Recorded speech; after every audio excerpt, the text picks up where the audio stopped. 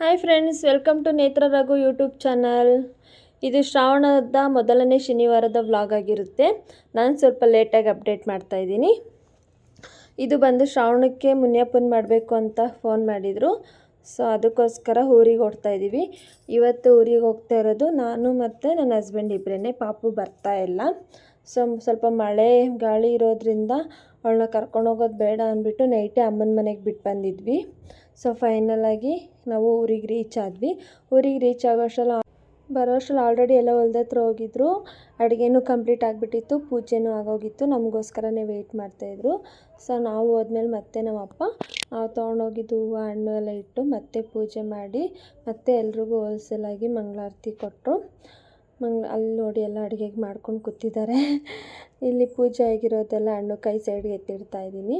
So ಮತ್ತು ನಾವೊಂದು ಸತಿ ಪೂಜೆ ಮಾಡಿ ದೇವ್ರಿಗೆ ನೈವೇದ್ಯಕ್ಕೆ ಅಂತ ಹೇಳ್ಬಿಟ್ಟು ಚರ್ಪ್ ಮಾಡಿರ್ತಾರೆ ಊರ ಕಡೆ ಆಲ್ಮೋಸ್ಟು. ಇವಾಗ ಪ್ರಸಾದ ಕೊಡ್ತಿದ್ದಾರೆ, ಅದಕ್ಕೋಸ್ಕರ ಎಲ್ಲ ರೆಡಿಯಾಗಿದ್ದೀವಿ ಈಸ್ಕೊಳ್ಳೋದಕ್ಕೆ.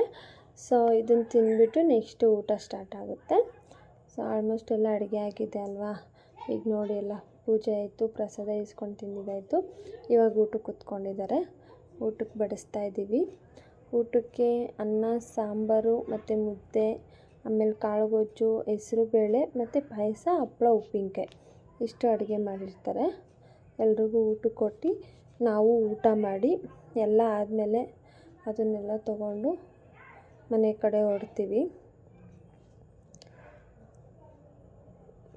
ಅಂದರೆ ಇಲ್ಲಿ ಯಾರಾದರೂ ಬರೋಕ್ಕಾಗಿಲ್ಲ, ಸಂಜೆ ಬರೋರು ಇರ್ತಾರಲ್ವ. ಸೊ ಅವರಿಗೆ ಮನೆ ಹತ್ರನೇ ಊಟಕ್ಕೆ ಕೊಡೋಣ ಅಂದ್ಬಿಟ್ಟು ಎಲ್ಲ ಮಿಕ್ಕಿರೋದೆಲ್ಲ ತೊಗೊಂಡು ಮನೆಗೆ ಹೋಗ್ತಾಯಿದ್ದೀವಿ. ಮನೆ ಹತ್ರ ಬಂದವರಿಗೆ ಕೊಟ್ಬಿಟ್ಟು ಖಾಲಿ ಮಾಡಿ ಅದನ್ನೆಲ್ಲ ಬೆಳಗ್ಗೆ ತೊಳೆದು ದವಾಕ್ಬಿಟ್ಟು ಮತ್ತೆ ಹೊಲ್ದ ಹತ್ರ ಹೋದ್ವಿ.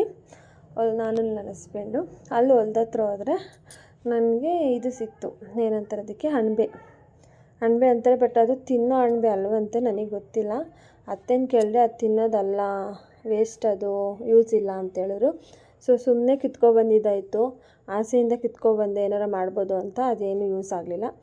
ತಂದು ತೋರಿಸ್ದೆ, ಮಾಡೋಂಗಿಲ್ಲ ತಿನ್ನೋಂಗಿಲ್ಲ ಅಂದರು. ಸೊ ಹಂಗಾಗಿ ಬಿಸಾಕ್ಬಿಟ್ಟೆ ಮತ್ತೆ ಅದನ್ನು.